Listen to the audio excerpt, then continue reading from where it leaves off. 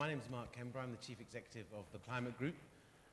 We are a non-profit organisation based in London with offices here in India, in Delhi, in China, Hong Kong, Australia, Brussels and the United States. And our mission is to change the way, in one way of looking at it, is to change the way people think about climate change from one of cost to one of opportunity. And clean energy is clearly one of those opportunities. And nowhere is that opportunity greater, I would say, than increasing clean energy in developing countries and emerging markets. I will introduce my very distinguished panel to you in a few moments, and I'm sure they're going to have some very interesting words to say. But for those of you who read the newspapers this morning, particularly the Hindustan Times, it would be appropriate to frame this panel as Delhi, we have a problem. Energy demand is predicted to increase by 10% a year over the coming decades, and globally, energy demand in emerging economies is going to grow very dramatically, no less so than in China, where it's expected to grow by 60% by 2035, and in India, where demand is expected to double in the same period. That's over the next 22 years, a doubling of energy demand. Now, we've heard from the last two speakers that coal is going to be a large part of satisfying that demand, but we will have a problem unless we decide to ignore climate change or decide that climate change is no longer a problem. Because as both have referred to, we cannot continue to burn coal or oil or gas for that matter at current rates and expect to keep temperature increases anything below 2 degrees or even 3 degrees or perhaps even 4 degrees. And for those of you who have looked at the scenarios of a 4-degree warming world, it's not a particularly pleasant place for us to be. There are glimmers of hope. Clean energy investment has grown year on year, almost every year for the last decade. Last year showed a small decrease, but nevertheless, it continued to increase in emerging economies. China, as ever, led the way with $67 billion of investment, of new clean energy investment, up 20%, and plans to put in 49 gigawatts of new clean energy in 2013. And we're seeing similar investments in India, Brazil, South Africa. It's the BRICS countries that are leading the way. So some calls for hope, but as we know, the proportion of clean energy in total energy mix continues to be very, very low indeed. And as we've heard, coal is expected, unless there is some step change, coal is expected to continue to be the major source of energy, and as a result, a major source of contribution to climate change. So, there's both a big challenge, but also, as always, a big opportunity. If something starts from a small base, it's got huge potential to grow. And my four speakers here this afternoon are going to tell us a bit, I hope, with different perspectives on how we're going to see that growth, so that the projections, perfectly reasonable, that coal will continue to play a major part in our energy supply, will hopefully be proved wrong, because clean energy, led from the developing world and the emerging markets, will take over from the dirty energy of the past. So, without further ado, I'm going to hand over to my four speakers. And the first speaker this afternoon is Mr. G.S. Krishnan, immediately on my left. He's the regional president of Novozymes. He's been with the company for more than 20 years and has played a key role, I'm told, in the growth of the Indian operations. Part of, obviously, an enzyme business has a huge role to play in bioenergy, and Mr. Krishna is going to say a few words on that. Thank you, Mark, and thanks to B4E for giving us an opportunity to be part of this very distinguished panel. Well, when we talk of clean energy, the immediate question is, we are talking about pollution, we are talking about the environmental concerns. If you look at the challenging industrial sector, the industrial pollution, and then if you look at one segment which is definitely very big, which we all have seen, felt, and also facing challenges, that is the transport sector. In fact, today, no doubt, if you look at the Delhi government, for example, have taken definitely very, very good initiatives from converting most of the public transport to CNG. Well, that is one initiative, and if you look at the other private vehicles, one answer would be primarily, we have to look for biofuels. Why biofuels, and what is the need, what are the challenges, because we need to address that later. But then, if you look at why this is very, very important, from an economic perspective to reduce the oil import bill, and from an overall development for rural, especially from a rural perspective, creating job opportunities to farmers. From a clean energy perspective, it reduces the greenhouse gas emission, and it has been proven that it is almost 80% less compared to fossil fuels. Last but not the least, it supports the Government of India's initiative on the biofuel policy, where they are targeting at E20 by 2017, which is a very, very big task. No doubt it's something which we need to look at that. Distinguished audience, let's accept fog and not smog. Let's go green. Thank you very much indeed. So another area, of course, that's of crucial importance in both bringing down the cost of clean energy, but also finding new applications, is innovation in its broadest sense. And so I'm now very pleased to ask to the floor Ram Sahasranam, who's the founder of Prime. My apologies, I should have prepared in advance.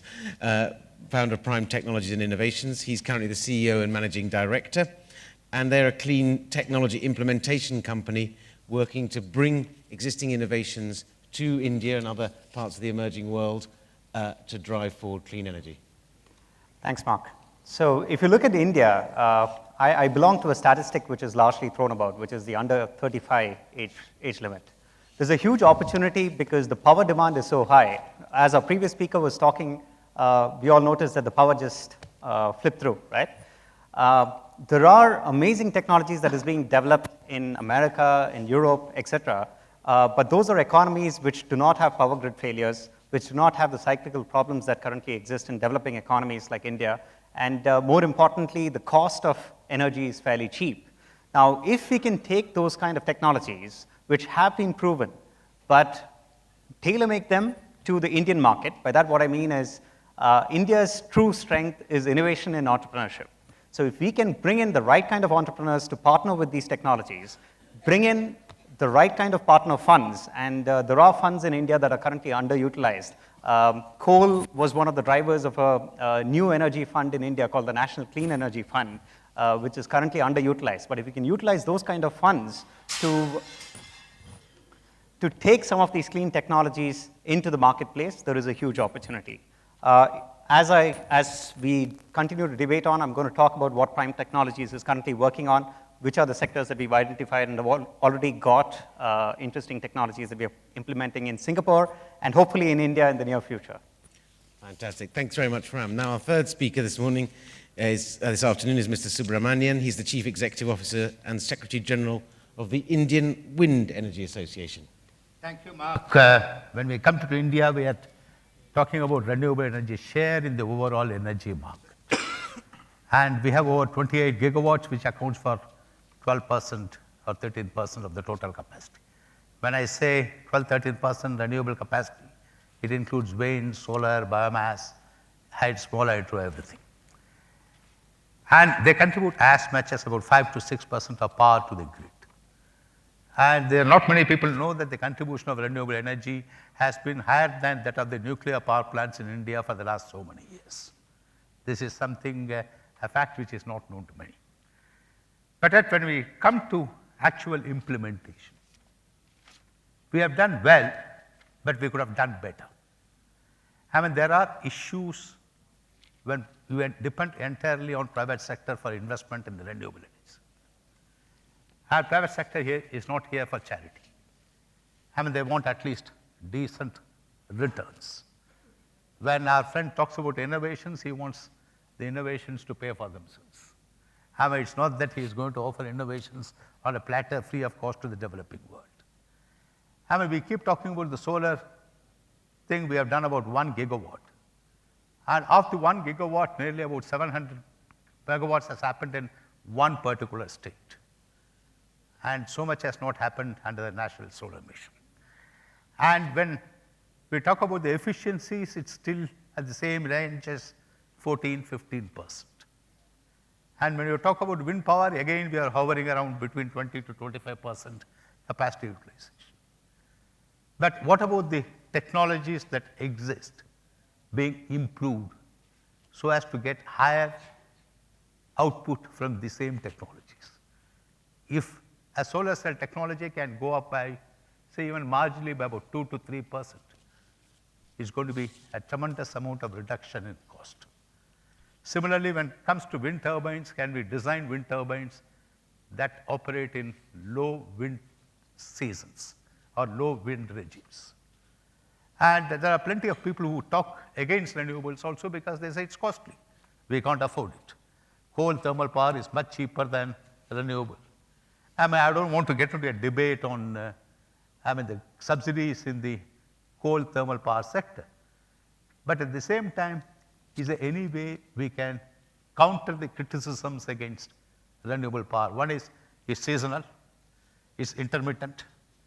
I mean, you get solar power during the day and not during the night. Wind power when the wind is there during the monsoons and not rest of the year.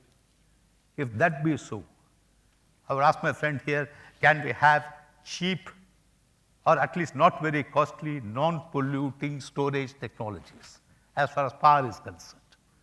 If we get it and stabilize the flow of power, I mean, both to the grid and we can apply it equally to off-grid solutions. I think this is something doable. I think I'll stop the 2-minute introduction here and later take the questions. Thank you very much indeed. And our final speaker, last but by no means least, is Ashok Khosla, President Emeritus of the Club of Rome, a very distinguished career. He's been the chair of Development Alternatives for 3 decades now, as well as being a distinguished member of UN panels, president of the IUCN, and the list would go on. But Ashok, over to you.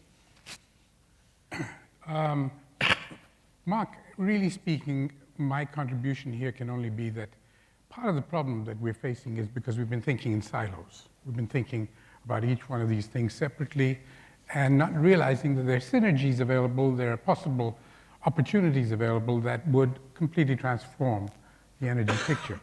There's no question that in a large part of the third world, in the emerging markets, we need more energy. There's no question about that. Without a few energy slaves, each one of us is really basically limited to doing only very few things. And human development needs energy, so that's a given. What isn't a given is how much, what quality, what sort of energy, etc. For example, it is possible right now to say that the rich, even in the emerging markets, could be using a lot less energy. The poor absolutely, definitely need a lot more. So it's a question of not only production of more, but access by the right people for more, and so on.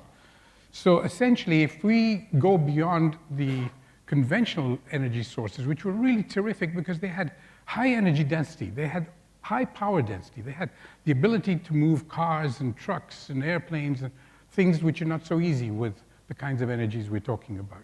So they had great advantage, but frankly, after 200 years of intensive use and accelerating use, they are not going to be available, either because they're running out or because they cause damages to the environment that are no longer acceptable. So we are going to have to go beyond nuclear and fossil and the basic fossil fuels that we're talking about, even though there's a little blip right on the horizon right now with the non-conventional fossils, but they're not going to last. And we'll add another 10 years, 20 years to the total use of energy. So we are now going to have to look at energy beyond not only more augmenting energy with wind and biofuels and biomass and solar. That has to be done with all the ability of the human mind and the ingenuity of the human mind to innovate. But I think we've got to also look at efficiencies, conservation, how to bring down the energy use for gaining a particular standard of living without sacrificing necessarily anything, or possibly by changing our behavior patterns so that we don't sacrifice the quality of life, but we have it in a different kind of form. If the Club of Rome has contributed anything, it is systemic thinking, strategic thinking, thinking about solutions that would work in the long term. And I believe that we've got to now also think, instead of looking at energy, because we very rarely use energy per se, except maybe for heating, space heating and warmth. Energy is used for a purpose: water, cooking, lighting, whatever. And we have to find other ways to get those end services. I'm in the energy business, and in Bihar, in one of the poor states of India, we sell power stations, little, small, local, village power stations. We found 20 years ago that people weren't interested in paying the full cost of electricity, but they were willing to pay 3 times as much implied cost if we sold them water. So all we had to do was to go and buy pumps as well as the power station and sell water, and that immediately made it profitable. So there are ways in which we're now going to have to deal with these lighting, cooking, water, and other resources that we need, which energy enables us to get, but in a way that is done in a totally different way. 2 quick points. One is that some 24% of the energy use in most countries, particularly in India, and in much of the emerging markets, is used in construction. Now, it is not hard to reduce the amount of energy embodied in construction and in the operation of buildings by 50%.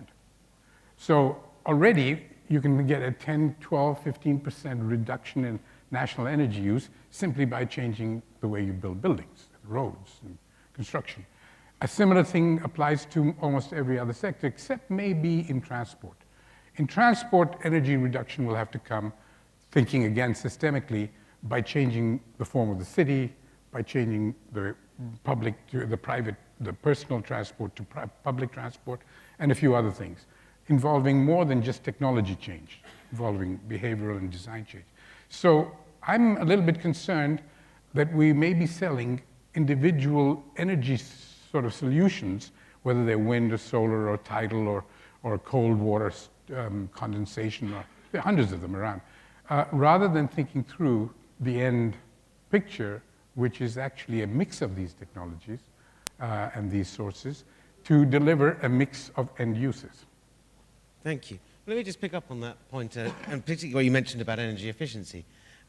It would be my hypothesis that given that poor people spend a greater proportion of their income on energy than wealthier people do, and that renewable energy requires a subsidy, that actually supporting renewable energy is regressive, punishes the poor, and we should actually be spending all that money on energy efficiency because that would reduce household bills. That would suggest that until the biofuels and wind energies can survive on their own, they should be left to get on with it. How would you agree with that? Can I respond on that? I mean, it's a myth that the poor are not willing to pay for it. Exactly. I mean, we have seen places where poor are very willing to pay for the energy that they get. I mean, what does a farmer require? He requires water. He does not require electricity. If you can ensure supply of water to him, I mean, he doesn't need to buy electricity. And at the same time, where is the resistance coming from? The resistance to slightly higher cost of renewable energy is coming from the urban consumers who can afford to pay for it. Why? If the renewable energy is purchased at a higher cost, the utilities have to increase the consumer tariff. Immediately the consumers get to go there and oppose any tariff increase. And they are all people well organized, orchestrating well through media as to why the power tariff should be going up. I have seen in India, I mean, those in the hall will know, there are people in Bihar who are paying as much as 18 rupees a unit per unit of electricity. In poor. It's not that they're opposed to it. As long as they get energy, they're more than happy to pay for it. It's only the overall, the macro system of supplying energy through grid that has spoiled the habits of people to oppose it. I mean, this is my feeling. So I would like to add on to that, which is if you look at the rural part of India, they're largely dependent on kerosene. And kerosene, although it's subsidized, it's controlled by the black markets, the reality is that. And so from a power perspective, the reason solar, in the form of solar lanterns, actually worked well for the poor, but solar as a solution for the rich did not work, was they were willing to pay that extra amount that it would cost to buy a solar lantern purely because it was a perfect alternative to kerosene lanterns. And that's been successfully proven, at least in certain states of India. And I think Terry's project was one of those as well in terms of lighting 1 billion homes. Yeah. I think what I would like to add is what we mean by biofuel over here is we are talking from the biofuel from agricultural residues. Today it's not being put to good use. In some cases the farmers have been educated, some cases the farmers are not clear about what to do with that. This is where it's going to rather benefit the farmers. It's going to bring them more money, especially when they are dependent on monsoon, where you can look at the agricultural residues to be put to better use. and it's only going to be a benefit rather than a disadvantage to the farmers. Are the farmers not using those residues for composting and for natural They do, fertilizers? partly, yes. But then it's not, as I told you, not fully put to good use. And when we talk about biofuels, and I'm specifically talking about only 20 to 25% of the total agricultural residues which are available today. Okay, so moving slightly on, you talk about a systemic approach. Can we address the increasing energy demand using the system that we have at the moment? The system based on large power units, a joined up national grid, which is only national in some countries, clearly not fully national here because many are not on the grid. Or do we need to rethink the energy system from the outset so that we can use bioenergy, so we can use wind, so we can use solar, we can have greater efficiency? Do we need a complete change? And if we do, who's going to pay for it and how are we going to make it happen? Well, first of all, you need almost for sure a mix of the big and small. You need a mix of the higher quality second law thermodynamics energies and lower quality heat and for different uses. Otherwise, you'd be wasting a lot of good energy. So you do need a mix of approaches, and I wouldn't exclude a national grid, and I wouldn't exclude large power plants. But I don't think that they can service remote areas. They can't necessarily service the kinds of applications that require decentralized, renewable-based energy. So I think it has to be well designed. I think the implication of your question is quite right, that it cannot just come into being on its own through market forces. It has to be encouraged to go in the right direction. But let's take, for example, the losses, the transmission and distribution losses, some of which are real, they're physical, they are the nature of electricity flowing through a wire which has resistance, so you lose a certain amount of energy. But there's also losses of other kinds, frictional losses, theft, and so on. Now, we've discovered that my colleague described yesterday a big project in which we're using the cell phone towers, of which there are now 300,000 in the country, as anchor loads to provide electricity in a decentralized way at a much lower cost because of the nature of the cost curve. This is a pure engineering physics solution.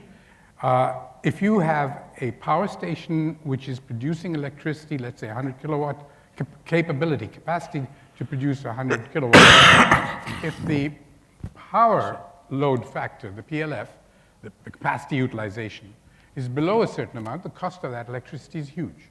It's a very sharp curve.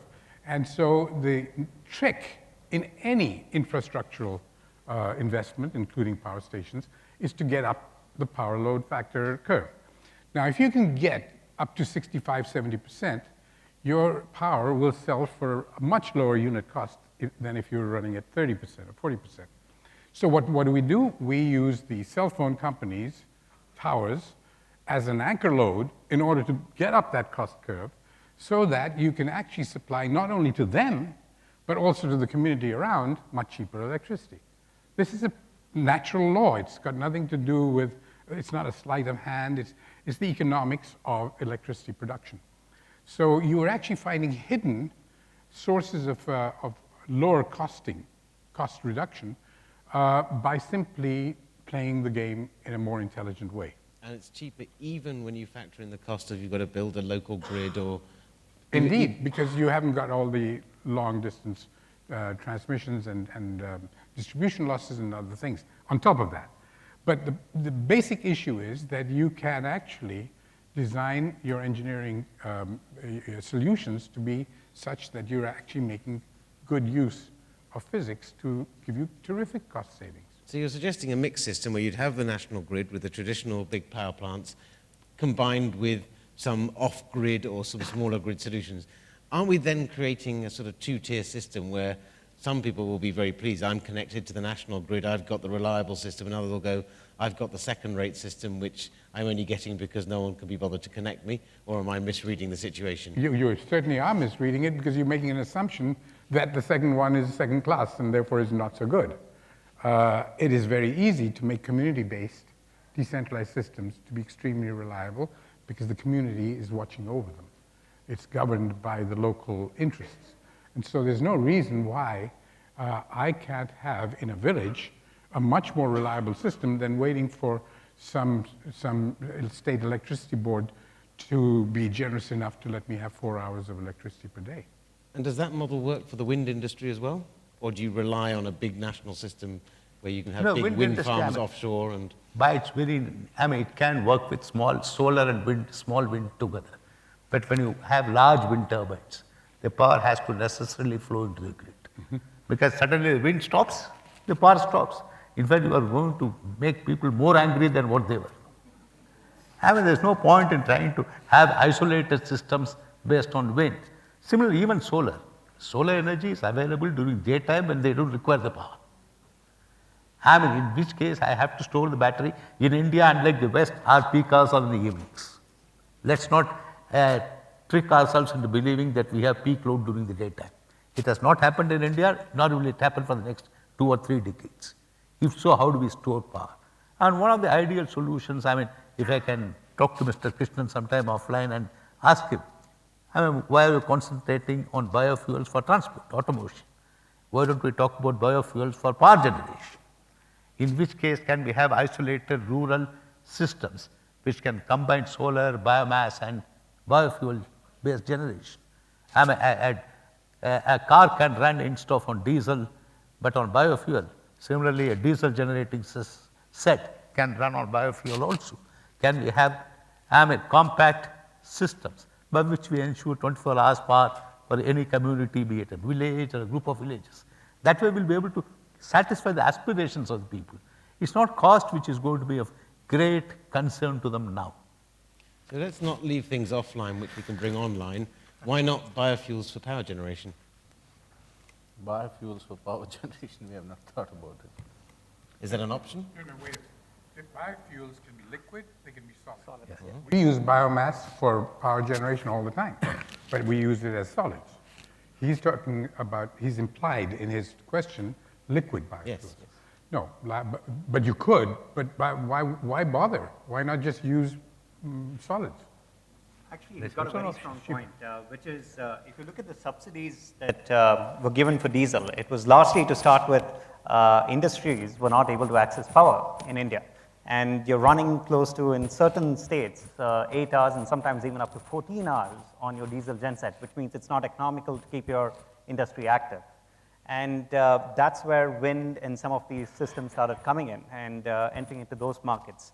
But it's seasonal. It is 4 months only. You need hybrid in that case. Exactly. Yeah. So, but the grid system is already available. So what if you can combine a solar, wind, and battery, as you mentioned, and that's something that we're working on. If you can combine the three together and make it a solution solution that you're providing to the local, local communities, then it definitely does make sense. With regards to actually liquid fuel itself, all of us thought that India is going to change heavily when we agree that coal is going to be here for quite some time, but in terms of converting coal to liquids, because we are one of the largest importers of oil and gas, oil largely. And the way that Hitler fueled his war machinery back in between 34 and 39, pre-war era itself was through converting coal into liquids. And India does have the opportunity of converting a lot of the coal into liquids, thus taking away the subsidies that are currently going for diesel into other sectors, which are more definitely need these subsidies far more, which is solar, wind, biomass conversion, cellulosic ethanol, things like that. And is that a more efficient way of doing it than generating electricity and creating electric vehicles? Well, electric vehicles, again, you need a lot of R&D investment going in. If you look at the West, a lot of the investment, initial investment is driven by the government. And then the VC and the private equity companies come in, we take up, we put in investment into these companies and help them scale. The challenge in India is that it's largely a debt-driven market. Most of the innovations happen in the smaller sectors. And how are they going to scale up? That's one of the key challenges. And access to VC and private equity, we can talk about that, but it's a forever never-ending debate, pretty much, because Even the VC model in India is largely private equity model. You don't have seed investment, you do not have angel investment for ideas to start taking shape and creating reality. The typical life cycle is that you come up with an idea, you've got to then do a lab test, then you've got to do the pilot, then you've got to do a commercial demonstration, and then you can take the technology to masses. That's a big life cycle. Now, the initial part of it is funded by governments in most areas, whether it's Singapore, whether it is Japan, whether it's America, Netherlands, et cetera. But when it comes to India, that's where it's lacking. And also, institutions do need to get more streamlined towards doing R&D that is more industry relevant in terms of, it's not just about publishing papers, but actually making it more industry relevant in terms of solving the current problems. So this, go on, please. I just agree with Ram because the challenge today for making biofuel a success is what he's talking about funding. Today we are crossed the stage where the industry is waiting for a demonstration plant. And there you need funding, they need support from the government. Only if that takes off, this particular segment will be succeeding. Okay. Yep. So when we talk about innovation, it sounds as if, one approach is innovation to create the new technology that's going to solve, if not all problems, several of them, and then a suggestion that actually we should be looking at incremental improvements to existing technologies, and that's a theme that's come sort of out of this conversation. Is it either, or is it both? It's both. I mean, it's not a question of either or. I mean, all the solutions that are available. You say biofuels, I have no problems with that. But by looking at the automotive sector, we are losing the application areas. Biomass is something very viable. And we have tried to do, he has done some biomass projects, I know, on a small scale in some rural areas. But when you try to manage something bigger, say 5 megawatt or above, the logistics of biomass collection and utilization becomes phenomenal. I mean, it's not a question of technology, it's commercial. I mean, you will have to aggregate the biomass from so many lands around. There are aggregators who buy from small farmers and supply it to you.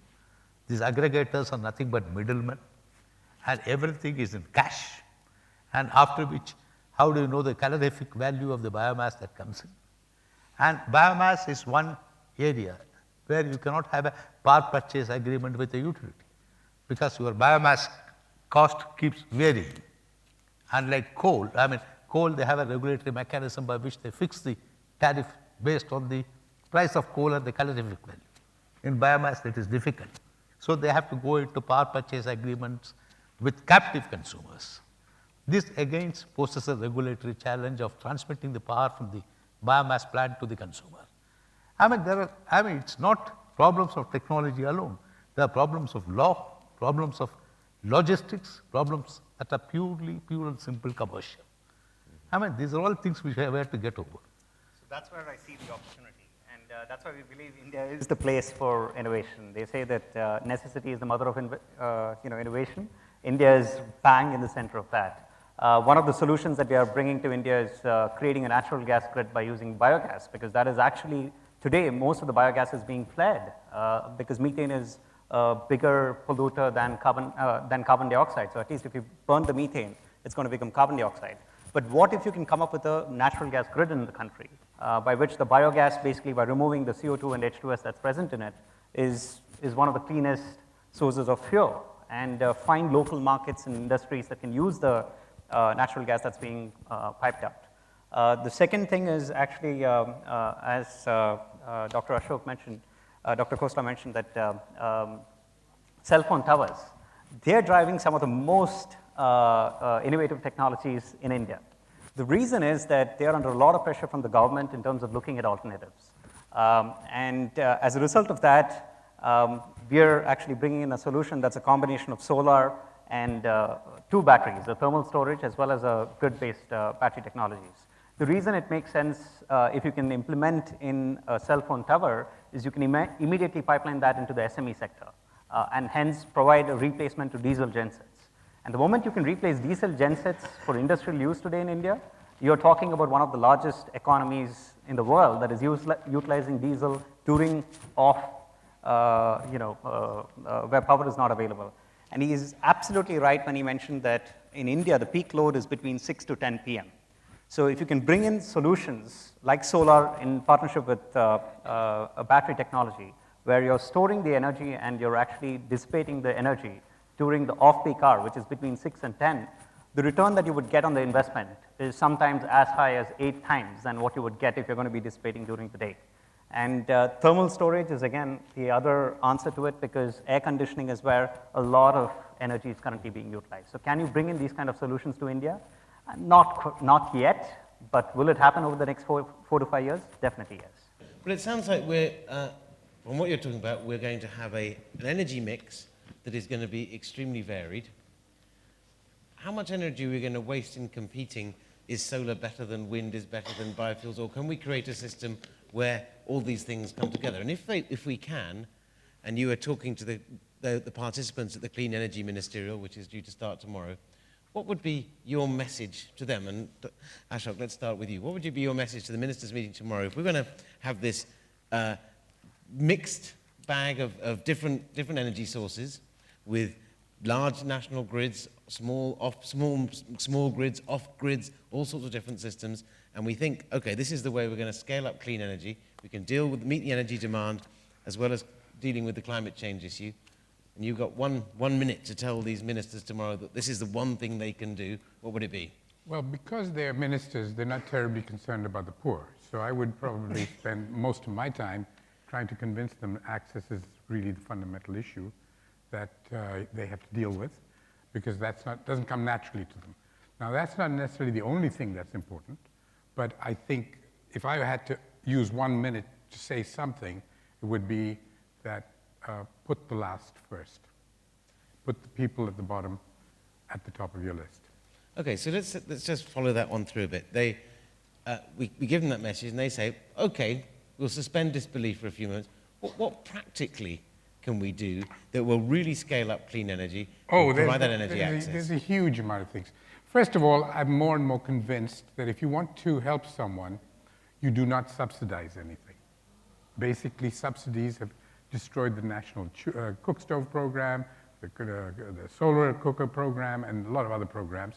So neither the subsidies to the fossil fuels nor the subsidies to the well-meant subsidies to help the poor with access to those technologies have been really very helpful. So get rid of the subsidies. Let's be sure to understand that as soon as you think of subsidies, the rich will hijack them. So that's number one. Number two, put a lot of money into innovation. The primary problem of 115 million kitchens in the country is a decent cook stove. And already after 60 years of good research, nothing has been really achieved in that area.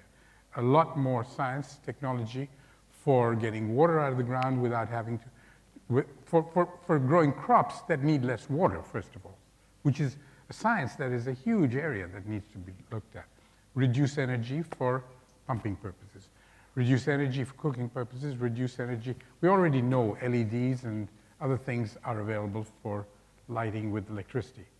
Find other ways to improve the lighting using daylight. I mean, obviously there are lots of things like kerosene and other solutions that haven't worked and can't work. But I think there are new ways to look at the lighting needs. So the cooking, lighting, water pumping needs, I think, would be the major ones that I would suggest they attack first. Okay, Subramanian. You see, when it comes to governments, nobody is going to ask them for money to subsidize anything. Let them get their policies right, regulations in place, and do not try to patronize your own constituency of public sector. If private sector is business, public sector is as much in business. They should take the risk. And as Dr. Khosla said, nobody is asking for subsidies, and subsidies have been misused in this country. I mean, if you really look at the electrification of these villages, the statistics are very impressive. But in reality, they don't get any power. In fact, solar lighting program is another big scandal because it's subsidized almost 100%. This year, you get solar home lighting systems, and the poor does not value it because it's coming free of cost. And they know if something goes bad, after 2 years, they are going to get it again. I mean, in which case, one of the key things the government should do is to stop subsidies, but if you want to encourage business, link the incentives to output or the outcome. I mean, if it happens, I think things would get sorted out. So to pick up on that, I mean, in many parts of the world, wind power, industry you represent, is cost competitive, and yet it's still a very, very small fraction of the total generation output. It seems, even at the rapid rates that it's growing at the moment, that it's never going to be more than a small part. Is that wrong? It's not wrong at all. I mean, wind is an additional input. It's not going to be the sole source of power generation in any country or even a geographical unit of a village or a town. It is going to, at best, complement and supplement other sources of energy. Let's not be under the illusion that wind alone can solve the problems. And it's almost cost competitive. When we talk about grid parity, it is not the cost of renewable energy technologies going down alone, but think of the cost of the conventional power technologies going up. I mean, today morning we open the papers, you see an order as to how the Central Electricity Regulatory Commission has allowed Tata Power to align their tariff to the prices of coal in Indonesia. If this keeps happening, I mean, wind, even solar will become very cost competitive in a year or two. Yes. I mean, let's not, even solar. I mean, he said, I mean, we can use it during daytime for certain applications. But one of the things we would like to have as far as solar power is concerned is an efficient, pollution-free storage technology. It can be heat storage, it can be thermal storage. In solar thermal systems, there are options of storing heat in molten salt and continuing with the generation. I mean, if that happens, I mean, things can work out, but I mean, to some, at least for a few more decades, we have to continue to depend on coal for quite a large extent in India. And I don't know, I have my own, I mean, reservations on the progress of nuclear. And coal again, we keep talking about, hearing about the, I mean, supercritical technology and carbon capture and storage. I mean, I think I've been in the power sector long enough to be, I mean, rather become very pessimistic or about the hearing about these technologies. Okay, Ram, what would you ask these, what would you, not ask them for, what would you tell them? Firstly, I would congratulate them because when we are 65 years old and we are one of the cleanest operating economies. If you're going to consider us against China up till they introduced the coal and carbon tax recently, or America. And considering that it is, they've done a fair bit. I mean, even the coal plants are today zero discharge, sugar plants are zero discharge, so they can't really compete without the subsidies. Going forward, India has a huge opportunity, which is that as you know, Dr. Khosla mentioned, it's the rural India that is today, I mean, started driving non-conventional energy in India, pretty much. Wind took over, where India was nowhere in the wind grid, and today we are the third largest, sir, in fourth largest in wind energy providing, largely because there was the 80% capital subsidy that came in. And most of the people who actually owned wind power were infrastructure companies. But there's no harm done, because at the end of the day, you're working towards the climate change issue. Solar has huge potential where India is concerned. Agreed that efficiency is still not there, but it is getting there. I mean, we've crossed the 20% barrier. Actually, solar power in India, just recently I saw a tender, is below 6 rupees in Tamil Nadu. And if that is really, if it can be implemented at that cost, then it is going to be competing against grid in the very, very, very near future. So I'm very optimistic about the opportunities in India. So you think, I mean, they're actually, if you just keep going and ministers from around the world don't get too excited and don't do anything too complicated, actually we might be able to sort this out. I think private industry is doing a lot, and they are driving at least the focus towards clean energy, because there is a little bit of government support that's there. But the challenge is when you have institutions like the National Clean Energy Fund that is being raised, and the funds under it are completely unutilized. That is a crime. We have to act now, or there is no future, there's no tomorrow. Okay, thank you. And finally, Mr. Krishna. Globally, I think when they say bioenergy, most of the time it's biofuel which they are talking about. And in India, we have still not come to that level to talk about biofuel. And it's more the solar and the wind energy, which no doubt that's very, very important from an overall Indian economy point of view. What's important here is the government to understand from the economy point of view, and from the direct benefit which the farmers are going to be benefited out of this, they should start supporting the industry initiatives and look at not subsidy, but definitely incentivizing the farmers. That's very important. Fantastic, thank you very much. Well, it seems to be a fairly common theme that one way or another, starting with the poor and the rural areas is going to be where a lot of the change is happening. It's not to say that's exclusively it, but need the farmers, need the rural poor, talk about innovation in rural energy. And that's something quite different I hear now from what I would hear perhaps if I was at a similar conference in the middle of London. So that's interesting, not because we don't have many rural people in Britain, which we don't have as many as you do, but just because the way people think is all about urban first and poor, rural and poor second. And then the question of storage is something which we certainly would hear at a similar conference in Europe, in the United States, or any part of the world, because that seems to me to be one of the keys to scaling up clean energy. Now, there's a gentleman who is twitchingly raising his hand, and I was about to close the session, but if you can ask or make a comment very, very quickly, then I'll allow you to do so, and then I will thank our speakers. Hello. I would suggest one point for the ministerial meeting. We know how many people don't have access to the electricity, 400 million in India.